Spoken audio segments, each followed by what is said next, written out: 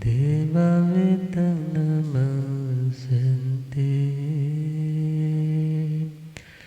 जसधमे सया मणो।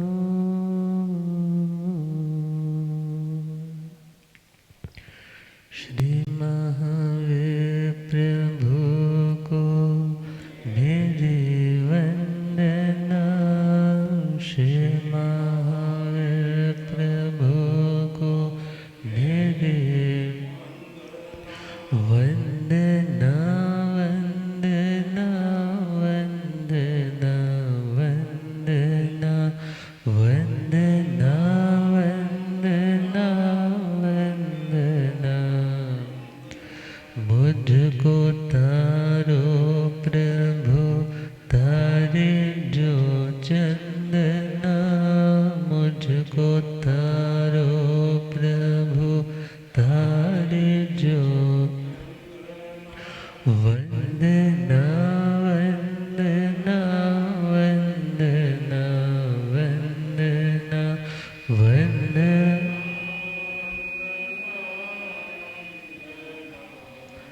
मेरी नैया पड़ी बीच मझधार के। मेरी नैया पड़ी बीच कौन अपना यहाँ बीच संसार के। कौन अपना यहाँ बीच। तुम हो तारन तेरन आया तेरी शरण। तुम हो तारन तेरे चरणों में दाता है अभिवंदना। तेरे चरणों में दाता वंदना वंदना वंदना वंदना वंदना वंदना वंदना। अनंत अनंत शांति के निकेतन शासनपति श्रमण भगवान महावीर स्वामी के पावन चरणारविंदों में हार्दिक भावना वंदन नमन।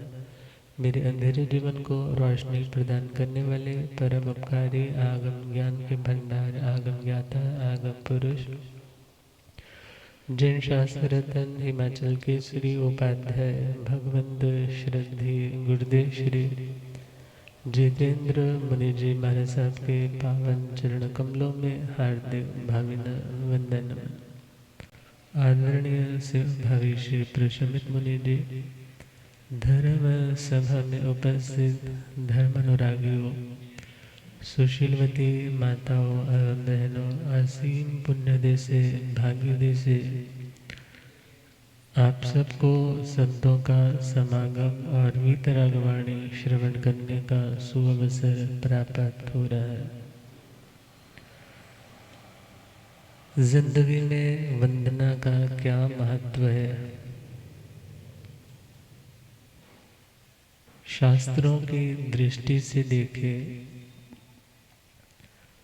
जो चारित्रात्माओं को भक्ति और भावना से वंदन किया जाता है, वो आत्मा को निकृष्ट स्थानों से उठाकर उत्कृष्टता प्रदान करता है और दुनिया के धरातल पे भी जो व्यक्ति अपने से बड़ों के आगे झुकता है, उन्हें वंदन करता है, उस व्यक्ति की विनम्रता का विकास होता है और उसकी विनम्रता, उसकी पात्रता, योग्यता, ग्रहण शक्ति, धारणा शक्ति, इनको भी एनहांसमेंट प्रदान करते हैं। और यदि जिंदगी में आत्मा के पास विनीतता नहीं, विनम्रता नहीं, तो वह व्यक्ति हो सकता है समुद्र के किनारे बैठा है मगर प्यासा ही रह जाए। इसलिए प्रभु ने वंदना के महत्व को स्वयं बताया कि सिर्फ तीर्थंकर प्रभु को ही वंदना तुम्हें मोक्ष निर्वाण देने वाली नहीं, बल्कि गुरु की वंदना भी तुम्हें उस मार्ग पर दृढ़ता से बढ़ने में सहयोग प्रदान करने वाली है। दुनिया के धरातल पर देखें तो बहुत से ये कह देते हैं जिस व्यक्ति की जिंदगी में सपोज कोई चारित्र नहीं है, जीरो, क्या ऐसे असंयति को भी वंदना करनी चाहिए? अब उस असंयति में तो आचार्य श्री हरिभद्र जी ने बहुतों को काउंट किया है। असंजयं ने वंदिजा मायरं पियरं गुरु सेना वैं पसत्थारं रायाणं देवयाणी, कि असंयत को वंदना ना करे। कौन सा असंयत? भले वो तुम्हारा माता है, माँ स्थानीय है, भले वो पिता स्थानीय है, भले गुरु स्थानीय है, भले कोई सेनापति है, कोई राजा है, या जिसका नाम बहुत ज़्यादा है, मगर यहाँ पर इतना और समझना है कि शास्त्रों में वंदन का वर्णन व्यवहारिकता के नाते भी आता है। यदि हम पहुंच जाए 8वां अध्याय श्रीमद् ज्ञाता धर्म कथांग सूत्र भगवती मल्ली जी का, जब उन 6 राजाओं ने आकर के जित शत्रु राजा इत्यादि ने पहुंच करके मिथिला को चारों ओर से घेर ली। क्यों? क्योंकि उन्हें मल्ली चाहिए। जब चारों ओर से घेरा है, महाराज बहुत चिंतित है कि मुझे कोई भी ऐसा स्थान नहीं मिल रहा कि जो सुरक्षित हो। चिंतित है और ध्यान में मगन है, और उनके चरणों में कौन पहुंचती है? कुमारी मल्ली। और उनके लिए आता है कि वो अपने कुब्जा इत्यादि दासियों के साथ परिवृत्त घिरी हुई जेणेव कुंभये तेणेव उवा गच्छई उवा गच्छिता कुंभस पाए गहणं करे। जहाँ महाराज कुंभ शोक मुद्रा में बैठे थे, वहाँ आकर के उनके चरणों को ग्रहण करती, मीन्स उन्हें वंदना करती है। भगवती मल्ली जी तो आने वाली तीर्थंकर है, मगर फिर भी उन्होंने किनको वंदना की? अपने पिता को। भले अपने कल्चर में बेटियां माता पिता को वंदना पैर छू करके नहीं करती है, एक रिचुअल, एक कस्टम बन गया होगा, मगर प्राचीन परंपरा में चले तो वहाँ बेटियां भी अपने पिता को वंदन करती। ये प्रमाण कहाँ का दिया जा रहा है? शास्त्र का। और हम चले तो जो श्रावक है, श्रावकों के लिए भी आता है, वो एक दूसरे को वंदन करते थे। भक्ति जी सूत्र का 12वां शतक और पहला उद्देश्य है, जहाँ पे शंख पुष्कली जी का वर्णन आता है। शंख पुष्कली जी जब श्रावस्ती नगरी में प्रभु पधारे तो शंख जी ने पुष्कली जी से क्या कहा कि आज मन है कि हम सारे क्या करेंगे? पौषध करेंगे। और कौन सा पौषध करेंगे? जिसमें भोजन भी लिया जाएगा, अशन पान खाद्यम स्वाद्यम। तो तुम भरपूर मात्रा में प्रिपेयर करो, बनाओ, हम सब भोजन करते हुए अपना स्वाध्याय आदि बाद में करते रहे। मगर जैसे ही शंख घर में पहुंचे, उनका मन कहने लगा कि नहीं, पौषध तो मेरे को प्रतिपूर्ण करना चाहिए, जिसमें पानी भी नहीं देने। तो उन्होंने अपने आभरण इत्यादि, व्यापार का त्याग, अब्रह्म का त्याग, सब कुछ त्याग करके, भोजन पानी को त्याग करके उत्पला से आज्ञा ली कि मैं पौषध करने जा रहा हूँ, और अपनी पौषध में बैठ गए। और इधर उन्होंने भरपूर खाना तैयार कर लिया, जो भी उस टाइम की आइटम्स होती होंगी भोजन की, सब कुछ प्रिपेयर हो गया। मगर सब लोग देख रहे हैं, अभी तक शंख जी नहीं आए। कौन नहीं आए? शंख जी अभी तक नहीं आए। तो पुष्कली जी कहते हैं चलो मैं जाता हूँ, बुला कर लाता हूँ, फिर जल्दी से हम अपना आगे का कार्यक्रम करें। वो जैसे ही पहुँचते हैं घर के समीप तो उत्पला श्राविका है, जीव अजीव तत्वों की ज्ञाता है। जैसे ही देखा कि श्रावक आ रहे हैं, अपने आसन से उठी 7-8 कदम उन्हें लेने के लिए आई, बहुमान और लेने के लिए आई। तो उन्हें वंदई वंदिता नमन से नमस्ता मीन्स वंदना की, नमस्कार भी किया। और जैसे घर पे पहुंचे, पूछा आपके आने का प्रयोजन, तो उसने बताया कि इस तरह से हम शंख जी की इंतजार कर रहे हैं। तो उन्होंने क्या बोला, वो तो क्या लेकर बैठ गए हैं, वो तो बिना भोजन वाला पोषद लेकर के बैठ गए। तो जैसे ही वो उनकी पौषशाला में गए तो उन्हें भी उन्होंने वंदना नमस्कार की। किन्होंने? पुष्कली जी ने शंख श्रावक जी को। तो खैर स्टोरी तो यहाँ तक है वैसे, जो हमने समझना है। वैसे आगे वो उनसे बात करते हैं कि आपने ऐसा क्यों किया। तो उन्होंने कहा कि मेरे मन ने कहा कि ऐसे करना चाहिए। तो फिर वो थोड़ा आवेश भी था मन में। और जब अगली सुबह प्रभु के चरणों में पहुंचे हैं तो प्रभु के चरणों में जाकर के पूछा क्या ऐसे भी होती है साधना। तो प्रभु ने वहाँ पर जागरिका, बुद्ध जागरिका, अबुद्ध जागरिका और सुदर्शन जागरिका, इनका विधान, इनका वर्णन किया कि केवली अरिहंतों की जो जागरणा है वो बुद्ध जागरणा है, और जो साधु सतियों की जागरणा है वो अबुद्ध जागरणा है, और जो श्रावकों ने जो पौषद आदि साधना की है ये सुदर्शन जागरणा है। और प्रभु ने कहा कि इन्होंने जो साधना की है उत्तम साधना की है, आप शंख जी की हीलना मत करो। तो फिर शंख जी ने प्रश्न भी पूछा प्रभु से कि प्रभु कषाय यदि हम करते हैं, क्रोध आदि करते हैं तो उससे क्या होता है।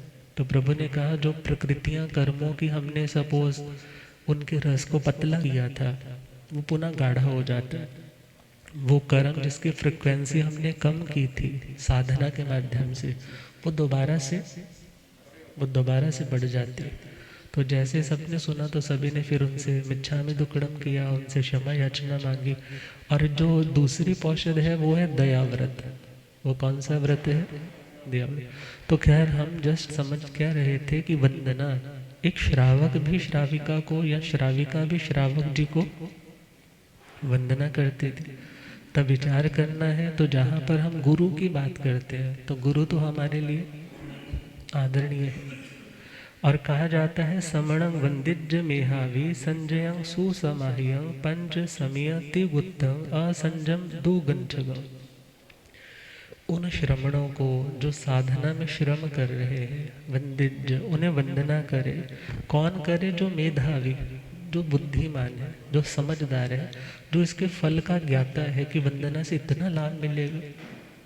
एक मूर्ख व्यक्ति तो शायद बड़े प्रॉफिट वाली डील को छोड़ दे कि इसमें लाभ बड़ा हो रहा है, वो शायद उसको मना कर दे। मगर समझदार व्यक्ति क्या सोचता है, जितना ज़्यादा से ज़्यादा मुझे लाभ हो सके मुझे वो काम करना चाहिए। और कहा जो संयत है, जो सुसमाधिवंत है और जो 5 समितियों से युक्त है, और ऐसे साधु मुनिराज जो असंयम से गुप्सा घृणा करते हैं, बचते हैं, उन्हें भावों से वंदना कर। और कहा जाता है हमारे देह का सबसे सर्वोत्कृष्ट अंग कौन सा है? सिर है। और देह का सबसे निकृष्ट अंग पैरों को बोल देते हैं, पैर लग जाए किसी को अच्छा थोड़ी मानते। मगर विचार करना है कि जब एक शिष्य वंदना कर रहा है तो वंदन के भावों में क्या करेगा कि वो कह रहा है कि हे प्रभु आप मेरे लिए सर्वोत्कृष्ट है, आपके चरण मेरे लिए सर्वोत्कृष्ट है, और मेरा जो सर्वोत्कृष्ट माथा है वो आपके चरणों की धूल के बराबर भी नहीं। इस सर्वोत्तम भाव के साथ जो वंदना की जाती है तो प्रभु कहते हैं ऐसी आत्मा अपने नीच गोत्र का क्षय करती। नीच गोत्र जिसके कारण वो व्यक्ति उत्तम जाति में पैदा नहीं हो पाता, उत्तम कुल में नहीं पैदा हो पाता। तप नहीं कर पाता, बलवान नहीं बन पाता, फिजिकली मेंटली स्ट्रांग नहीं बन पाता, चार्मिंग देह की दृष्टि से सुंदर नहीं बन पाता, या श्रुत की आराधना में बुद्धि का प्रयोग नहीं कर पाता, या वो व्यक्ति अपनी साधनाओं में, अपनी लब्धियों में ऊपर नहीं उठ पाता, ये सारा किसके कारण अंतराय विघ्न पड़ा? जो गुरुओं की, वंदनियों की वंदना की उपेक्षा की जाए। तो प्रभु ने कहा कि वंदनेण निया गोयम कम्मं खवै उच्चा गोयम कम्मं निबंधै सोहगं चाणं अपरिहयं आणा फलं निवत्तै। आत्मा का उच्च गोत्र भी बंधा और आत्मा का सौभाग्य भी बढ़ा। वंदना से दुर्भाग्य मिटता है और सौभाग्य बढ़ता है। लोग, आपने अक्सर देखा होगा, कोई बड़े बुजुर्गों को मत्था टेकते थे पुराने लोग, तो वो क्या कहते, यदि शीलवती है, शादीशुदा है, तो बोलते थे सुहाग तेरा, पंजाबी में लाइन बोलते थे ना, बुढ़ सुहागन होए, मीन्स कि तेरा सौभाग्य हमेशा खिला रहे, तेरी जिंदगी में किसी तरह की कोई तकलीफ ना आए। तो ये ब्लेसिंग्स है, और ये ब्लेसिंग्स भी देखा जाए व्यक्ति को निमित्त है ना, ये ब्लेसिंग्स भी क्या है? निमित्त है। निमित्त भी कहीं ना कहीं प्रभाव जरूर डालते हैं। और यदि गुरुओं को, चारित्रात्माओं को वंदन करते हैं तो गुरु भगवंतों की क्या आशीष होती है कि तेरा जीवन भी शुद्ध बने, निर्बल बने, भगवान की वाणी की आराधना कर सके। तो सौभाग्य किससे बढ़ा? वंदना के माध्यम से। और विचार करना है, केवल ज्ञान यदि रुका था, बाहुबली जी का केवल ज्ञान यदि रुक गया था, तो उसका रीजन क्या था? उनके मन में क्या आया? अरे मेरे छोटे भाई भले मेरे से पहले दीक्षित हो गए, मैं वहां जाऊंगा तो मुझे उनके आगे झुकना पड़ेगा। हाउ स्ट्रेंज, ऐसा नहीं होगा, मैं यहीं पे साधना करूंगा। उस युद्ध भूमि को ही उन्होंने अपनी दीक्षा भूमि बनाया था, साधना भूमि बनाया। खड़े हैं क्या सोच में? केवल ज्ञान होगा तो केवल ही बन करके जाऊंगा, किसी को वंदना करने की जरूरत नहीं पड़ेगी। मगर जैसे ही साधना में साल भर व्यतीत हो गया, मगर केवल ज्ञान नहीं हो रहा, तो उस समय भगवान ऋषभ देव जी से प्रश्न किया ब्राह्मी सुंदरी जी ने, क्या कोई ऐसा साधक है जिसकी साधना बहुत उत्कृष्ट है मगर वो अभी केवल ज्ञान तक नहीं पहुंच पा रहा? तो प्रभु ने क्या बोला? तुम्हारा ही सांसारिक भाई। कौन? बाहुबली। तो कहने लगे हम उन्हें प्रतिबोध देने जाएंगे। और जाकर के क्या कहा? हे भाई, गज से, हाथी से नीचे उतरो। वो सोच रहा है मैंने हाथी छोड़ दिए, घोड़े छोड़ दिए, परिवार छोड़ दिया, सब कुछ तो छोड़ दिया, अब कौन सा हाथी? तो ध्यान गया अहंकार का हाथी। और जैसे ही मन में आया कि मुझे अहंकार नहीं करना, वो तो मेरे से पहले जागृत हुए, पहले साधना में लग गए हैं, इसलिए वो मेरे लिए पहले वंदनीय है। और जैसे ही भाव आया कि मुझे जाकर के वंदना करनी है, जैसे ही पैर उठाया और उनके वो घाती कर्म टूट गए, और उसी टाइम उन्हें केवल ज्ञान और केवल दर्शन पैदा हुआ। ये किसके माध्यम से पैदा हुआ? वंदना से। तभी तो क्या कहा? जो गुरुओं के चरणों में करते नमन है, जो गुरुओं के चरणों में करते, तो किस्मत के मुरझाए खिलते चमन है, तो किस्मत के मुरझाए खिलते। बहुत बार बच्चों को देखते हैं जो मत्था टेकेंगे ना, तो पीछे से उनकी दादी या माँ क्या बोलेगी? महाराज जी को बोलो मेरी बुद्धि ठीक रहे, मुझे बुद्धि मिले। क्या मिले मुझे? मानो कि पांव पर अपना माथा रगड़ने से मेरी किस्मत के जो अंतराय है ना, वो सुधर जाए, वो मलिनताएं दूर हो जाए। क्योंकि वंदना से भगवान गारंटी दे रहे हैं कि तुम्हारा सौभाग्य खिलेगा, तुम्हारा सौभाग्य, तुम फॉर्चुनेट बन जाओगे। भले तुम आज अनफॉर्चुनेट हो, क्यों हो? क्योंकि वो कर्म बंधा हुआ है, मगर उसे तोड़ने का उपाय वंदना। बहुत से ऐसे भी देखे हैं जो 108 बार वंदना करते हैं। जब आचार्य भगवंत श्री देवेंद्र मुनि जी महाराज साहब पधारे थे ना इधर लुधियाना साइड, तो लोगों ने क्रम एक वो लहर सी थी कि 108 बार हमें वंदना।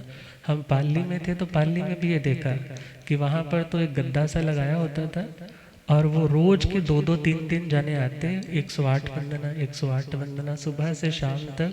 कईयों का तो 1008 वंदना का लक्ष्य रहता है। भावना क्या? भावना तो ये कि मेरे क्या हो जाए, मेरे कर्म क्षय हो जाए। वंदना भी विनय तपस्या है। वंदना भी क्या है? विनय तप है।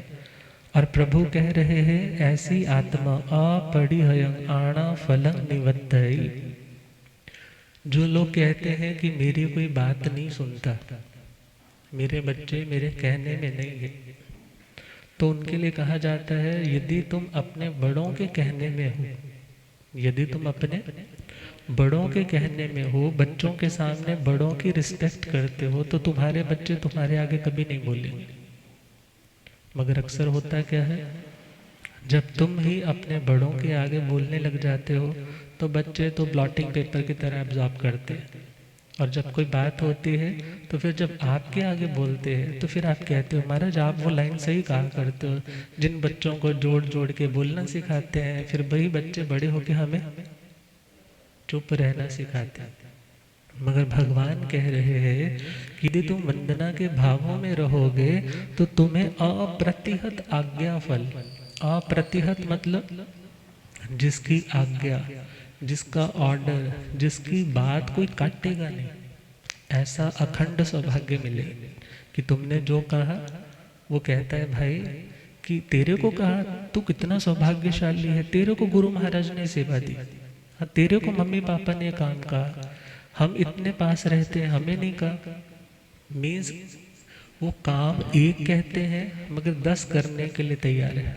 कोई उनकी बात को काटने के लिए कभी गर्दन नहीं उठाता। वो पुण्य प्रकृति किससे बंधी है, वो उच्च गोत्र किससे बंधा है? वंदना के माध्यम से। किसके माध्यम से? वंदना के माध्यम से। और प्रभु कहते हैं दाहिण भावं चरणं जणे। ऐसी आत्मा में दाक्षिण्य भाव। दाक्षिण्य भाव का मतलब है शिष्टता, उदारता। वो व्यक्ति हृदय का इतना उदार, इतना मैग्नेनिमस, इतना बिग हार्टेड हो जाता है। किसके माध्यम से? वंदना। उस विनम्रता के कारण उसमें उदारता आती है। जो अहंकारी होगा उसमें उदारता नहीं होगी। क्यों नहीं होगी? उसे तो जस्ट ये होगा कि जहाँ मेरी ईगो को कोई अपग्रेड हो रहा होगा ना, मेरा अहंकार यदि थोड़ा सा 4 लोगों में बढ़ेगा तब तो वो काम कर देगा सामने वाले का। अदरवाइज फूटी कौड़ी भी उसको अपने हाथ से नहीं देती।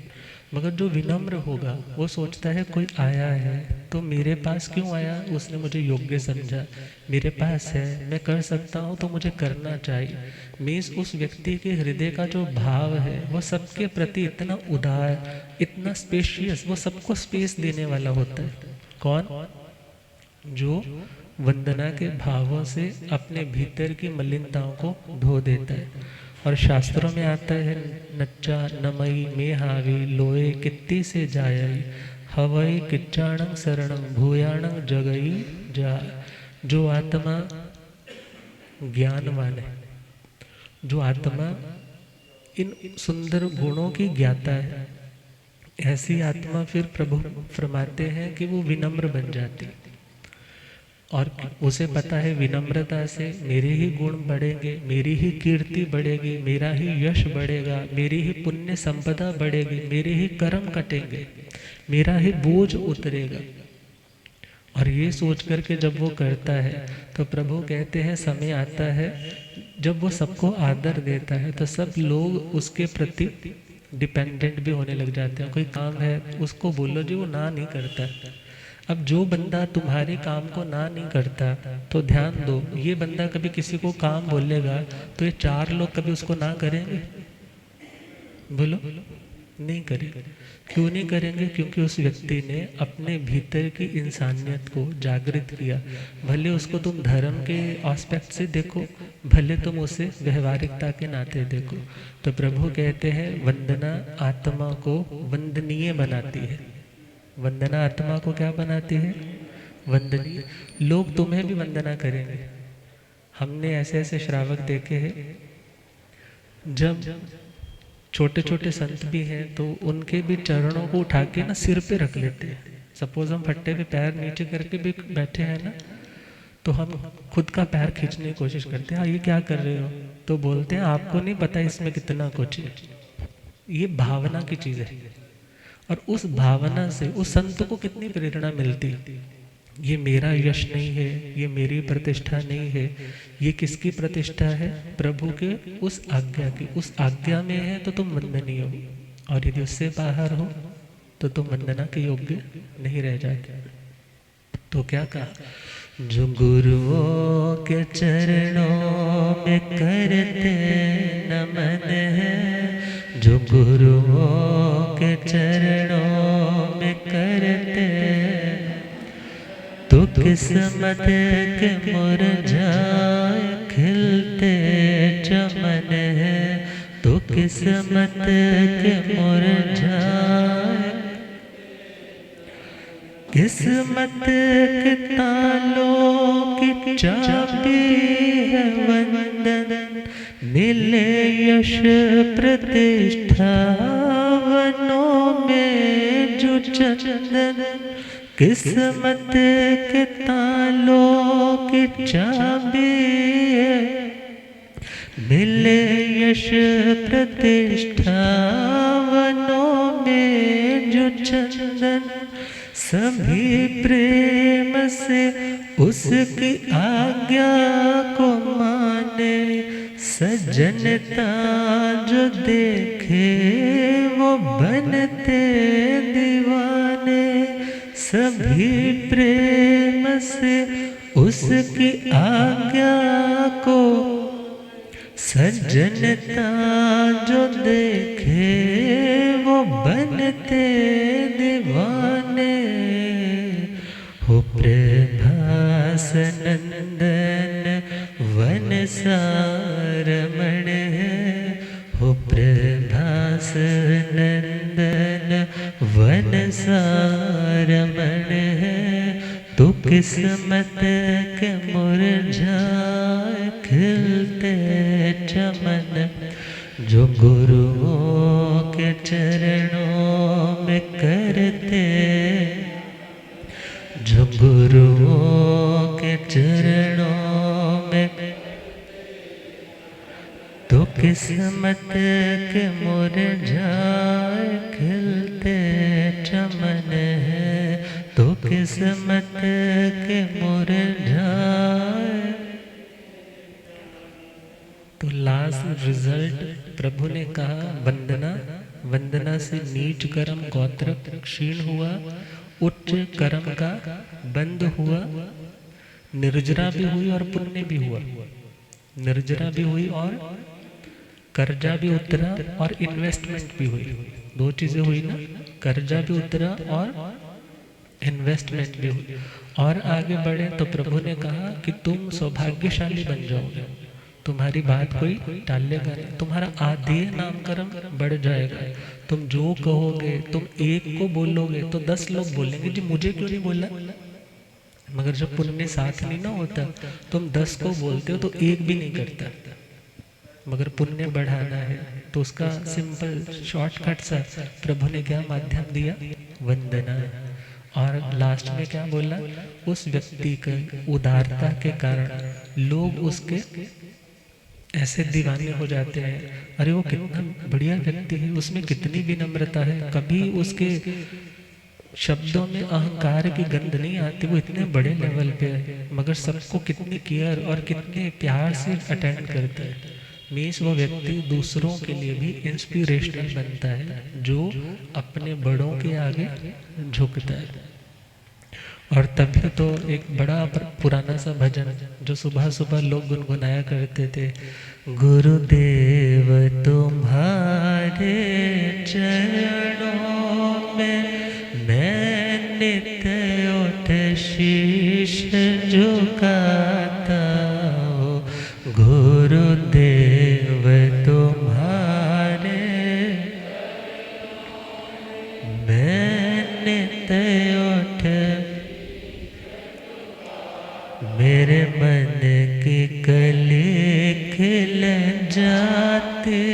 हैं, जब दर्श तुम्हारा पाता हो, मेरे मन की कली खिल जाते हैं, जब दर्श तुम।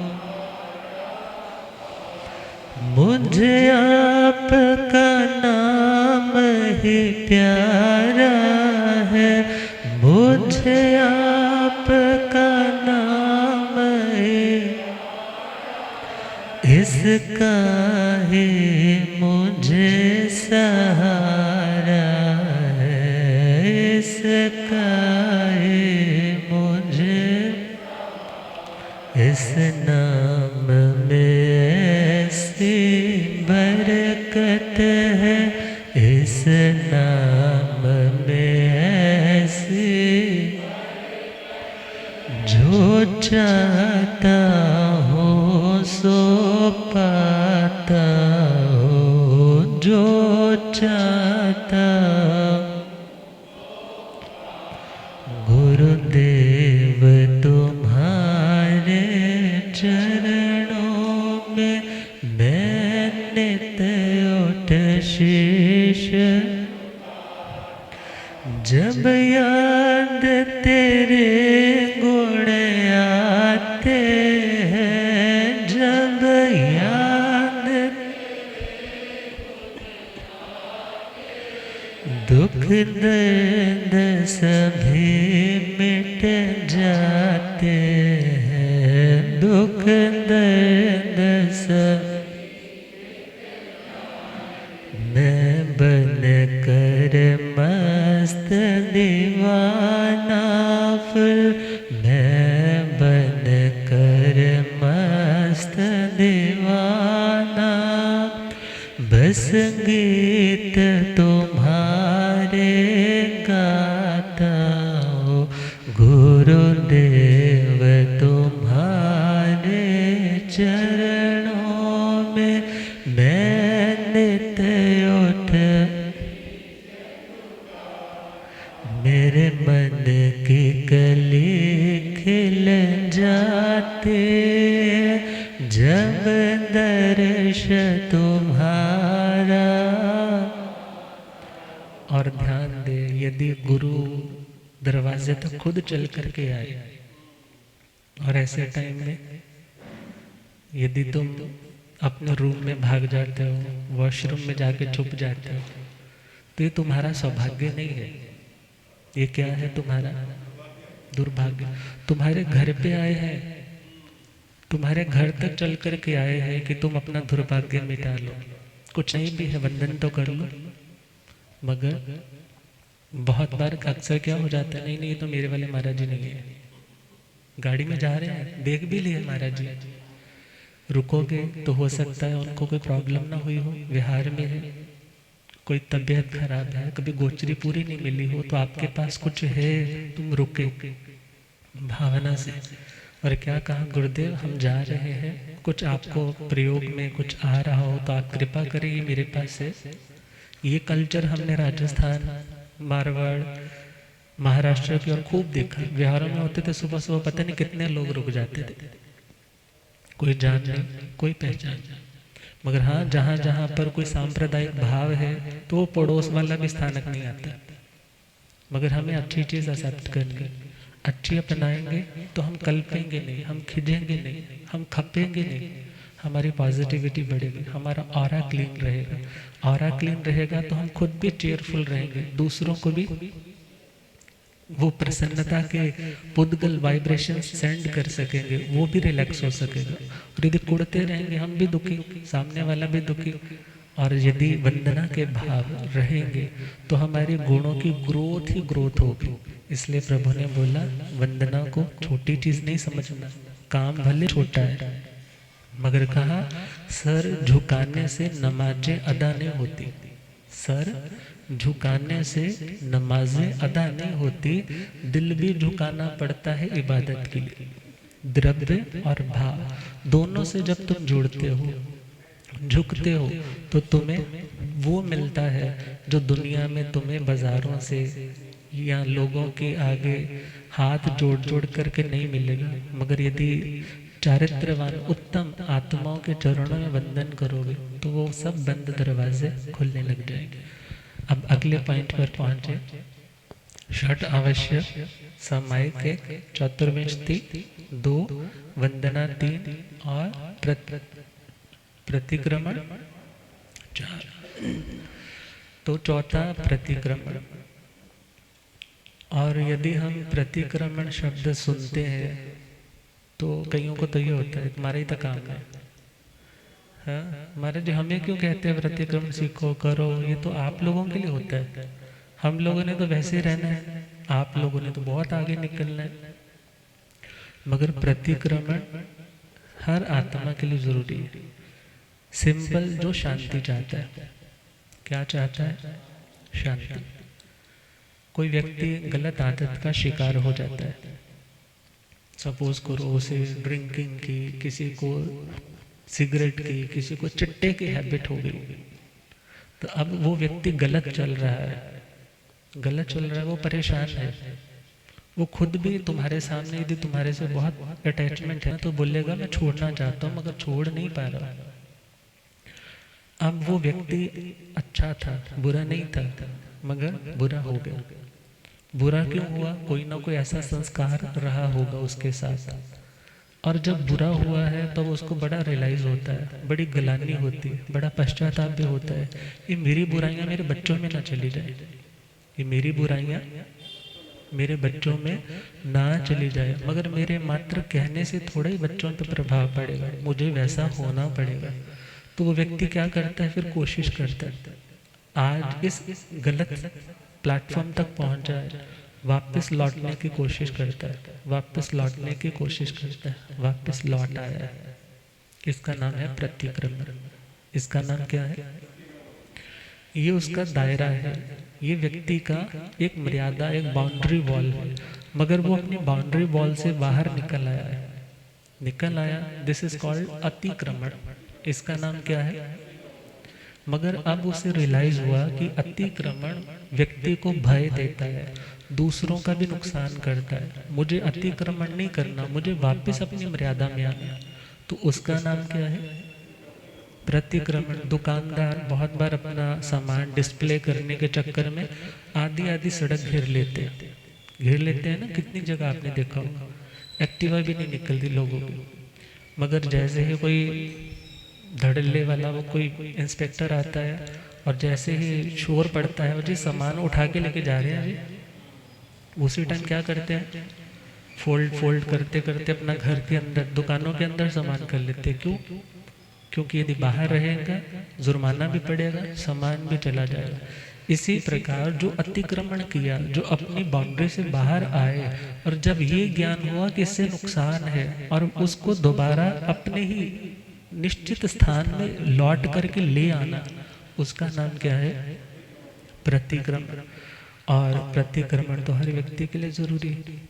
यदि कुछ भी आज दुख है, सपोज करो आज व्यक्ति दुखी महसूस कर रहा है, क्यों महसूस कर रहा है? उसको जस्ट चेक करना है मेरा विचार कौन सा चल रहा है, क्योंकि उसके विचार के कारण उसको दुख की अनुभूति हो रही है।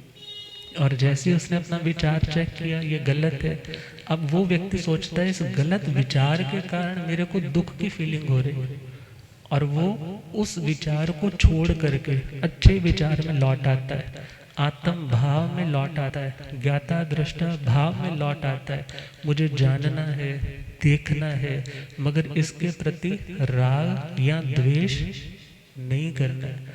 यदि मैंने इस परिस्थिति के प्रति राग किया तो ये परिस्थिति आज जो अच्छी है हमेशा नहीं रहेगी। आज जो अच्छी है हमेशा, सपोज करो किसी व्यक्ति को अपने शरीर से बहुत प्यार है, मगर स्किन वैसी नहीं रही, आने वाले 15 साल में सपोज करो किसी को वो आजकल वाइट हो जाता है ना, फुलवेरी, हाँ तुम बहुत खूबसूरत थे, मगर क्या होगी चेहरे पे? फुलवेरी। और यदि तुम उस सिचुएशन को एक्सेप्ट नहीं कर पाए तो तुम सुसाइडल तक हो सकते हो, तुम इतने ज़्यादा नेगेटिव हो जाओगे, फिर तुम आगे नहीं ग्रो कर पाओगे। तो इसलिए कहा कि जो तुम हो तुम उसको जानो। जो आज अच्छा भी है वो पुण्य के कारण है, आज बुरा है वो पाप के कारण है। मगर हे आत्मा, तुम उन दोनों परिस्थितियों में उस कर्म के फल को जान करके शांति रखो। राग करोगे तो वो राग करने से वो चीज बनी तो नहीं ना रहेगी, उसे तो चेंज होना है। द्वेष करने से परिस्थिति ठीक तो नहीं ना हो जाएगी, वो और बढ़ सकती। अर्थात तुम्हारी प्रोडक्टिविटी कम हो जाएगी, तुम्हारा दिमाग चलना बंद हो जाएगा, तुम सही डिसीजन नहीं ले पाओगे, ज़्यादा नेगेटिव हो जाओगे। और ऐसी सिचुएशन में क्या कहा कि तुम जो जो कुछ भी गलत चिंतन कर रहे हो वहाँ से लौट करके आत्म चिंतन में आना, उसका नाम है प्रतिक्रमण। उसका नाम क्या है? प्रतिक्रमण। और प्रतिक्रमण यदि हम पुराने ग्रंथों की ओर जाएं तो वहाँ पर लाइन आती है, छोटू पिछला पाप से नवा न बांधु कोय, श्री गुरुदेव प्रसाद से सकल मनोरथ हो। कि जिंदगी में यदि कोई पुराना पाप था, हे प्रभु मैं उससे छूट जाऊं, उससे मुक्त हो जाऊं, और नया कोई पाप ना बांधो। और इसमें भी सपोर्ट किसकी चाहिए? गुरु भगवंतों की, कि हे प्रभु गुरुदेव आपकी कृपा होगी तो मैं इस गलती से उभर सकूंगा। और प्रतिक्रमण को थोड़ा और समझे। सपोज किसी को जाना तो है दिल्ली की ओर, सपोज करो दिल्ली इधर है, लुधियाना इधर है, सपोज है। अब वो व्यक्ति जाना तो उसने दिल्ली था, मगर उसने गाड़ी कहाँ डाल ली? लुधियाना। अब जब इस ओर जा रही है तो एकदम ध्यान आया, अरे ये तो दिल्ली का रास्ता। वो फिर क्या करता है? यू टर्न लेता है ना, ऐसे करके घूम करके फिर दोबारा से वहीं पे आया, फिर बढ़ता है। इसी प्रकार व्यक्ति आत्मा यहाँ पर है और उसको लगा कि जो शांति है वो कर्म से मुक्त अवस्था का नाम है, और वो शांति कब मिलेगी? जब मैं मोक्ष में पहुंचूंगा। मगर ये रास्ता है संसार का, कषाय का, हिंसा का, 18 पापों का। मैं तो इस रास्ते पे चल रहा हूँ ना, दिन भर भी चला। अब एटलीस्ट दिन भर चले थे, मगर क्या कर लो, दोबारा से वापस यू टर्न ले लो। उस यू टर्न लेकर के आने का नाम क्या है? प्रतिक्रमण। उसका नाम क्या है? प्रतिक्रमण। गलती होना बहुत बड़ी बात नहीं है, मगर गलती को एक्सेप्ट करना, उसके सुधार के लिए प्रयास करना, वो जिंदगी को खुशनुमा और शांत पीसफुल बनाता है। इसलिए प्रभु से पूछा, पड़ी कमणेण धनते जीवे किम जड़े। हे प्रभु प्रतिक्रमण से आत्मा को क्या मिलता है? प्रतिक्रमण से आत्मा को क्या मिलता है? क्यों करें? आजकल तो सीधा एक ही लाइन का क्वेश्चन होता है, क्यों करें? समय किया करो, क्यों करें? स्थानक जाया करो, क्यों कर जाए? अब प्रतिक्रमण के लिए भी कहेंगे तो आगे से क्या क्वेश्चन आएगा? प्रतिक्रमण क्यों करें? देखा जाए तो प्रतिक्रमण का मतलब अपने घर में आना। किस में आना? अपने घर में आना। और आप लोग सब जानते हैं, जो आनंद, जो खुशी, जो प्रसन्नता, जो स्वतंत्रता, जो फ्रीडम, जो रिलैक्सेशन अपने घर में है, वो दूसरे के घर में नहीं होती। जो खुशी, जो प्रसन्नता, जो लिबरेशन, खाना पीना पहनना, जो कुछ करना है आप अपनी विल और वोल्यूशन के अकॉर्डिंग कर सकते हो।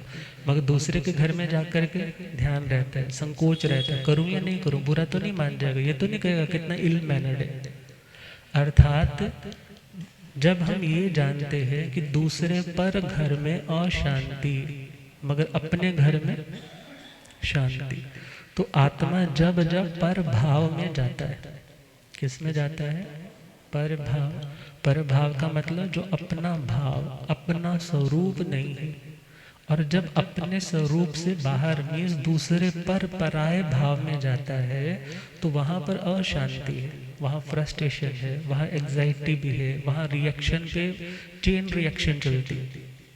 मगर जब उसने देखा ये तो अशांति को मल्टीप्लिकेशन हो रही, मुझे क्या करना है? पराये घर को छोड़ करके कहाँ लौटना है? अब अपने घर में लौटना है। तो अपने घर लौटने का नाम है प्रतिक्रमण। अपने घर में लौटने का नाम क्या है? बोलते ना, आ घर लौट चले। अब ये अपने आप को ये रोज कहना है। शाम हुई है ना, तो शाम के टाइम आप बोलते हैं ना कि चल भाई अब घर चले। अब वो द्रव्य रूप से तो तुम अपने घर में आ गए हो शरीर की दृष्टि से, मगर मन से अभी तक भी घर में। आज ऑफिस में उस व्यक्ति ने तो ऐसे बोला था, मैंने उसको विश की, उसने मेरा आंसर ही नहीं दिया। या मेरे पैर के नीचे इस प्रकार कोई जीव आ गया था। कुछ भी तुम्हें याद आ रहा है, याद आ रहा है ना, बोझ महसूस हो रहा है, मगर उसे याद करके क्या करे? जो मैंने अतिक्रमण किया, जो मैंने मर्यादा को तोड़ा, हे प्रभु मैं पुनः अपनी मर्यादा में वापस लौटता हूँ। और पुराने जो बुजुर्ग हैं, पुराने जो समझदार लोग हैं ना, वो अपने बच्चों को रोज यही कहते हैं, बेटा आज दुकान पे जो कमाया उसका हिसाब किताब साथ साथ रखो। कितना आया, कितना गया, कितने का माल तुमने नया उठाया। जब तुम सारा कुछ नोट रखोगे ना, तो तुम्हें महीने भर के बाद चिंता नहीं होगी, क्योंकि तुम्हारा बैलेंस शीट हमेशा प्रिपेयर रहते। मगर यदि तैयार नहीं होगी तो गुरुदेव पधारे। हो रब मेरा सतगुरु बन के आया मैनू,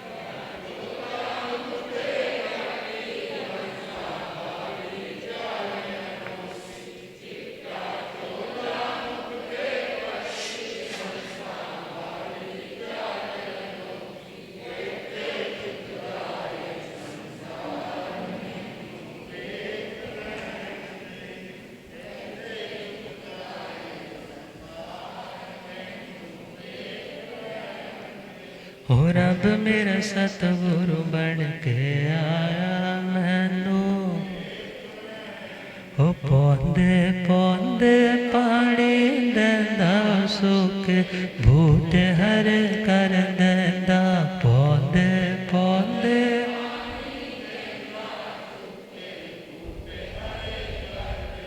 हो केड़ा माले बन के आया मैनू वेख लैण दे। हो केड़ा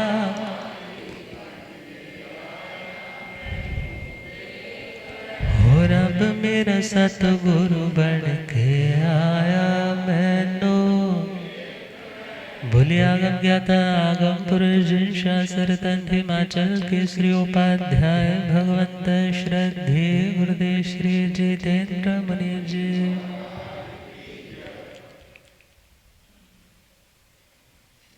तो प्रतिक्रमण देखा जाए तो हम बात कर रहे थे ना सामायिक।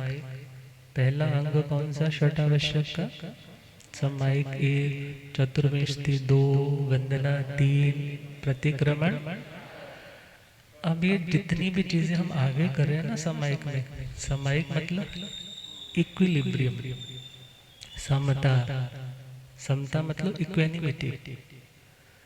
अब वो सुख आए दुख आए सब में सम बुद्धि का विकास करने के लिए हम सामायिक करते हैं कि हर परिस्थिति में मैं कैसा रह सकूं, स्थिर शांत रह सकूं। ये नहीं है कि कुछ अच्छा मिला तो पागल हो गया, अपनी हर मर्यादा लांघ गए। और यदि दुखी हुआ तो अनैतिकता के मार्ग पे चल पड़ा, ऐसा भी नहीं। हर परिस्थिति में मैं सम रहने का अभ्यासी बन सकूं। और उस समता के विकास के लिए ही हम चतुर्विंशति स्तव पढ़ते हैं। उसी समता को और मेंटेन रखने के लिए उस मार्ग पर चलने वाले, समता के मार्ग पर बढ़ने वाले गुरु भगवंतों को वंदना करते हैं। और उसी समता में लौटने के लिए हम प्रतिक्रमण करते हैं। तो इस प्रतिक्रमण के बारे में फिर चर्चा करेंगे। अब गुरुदेव कृपा करें। ओम शांति।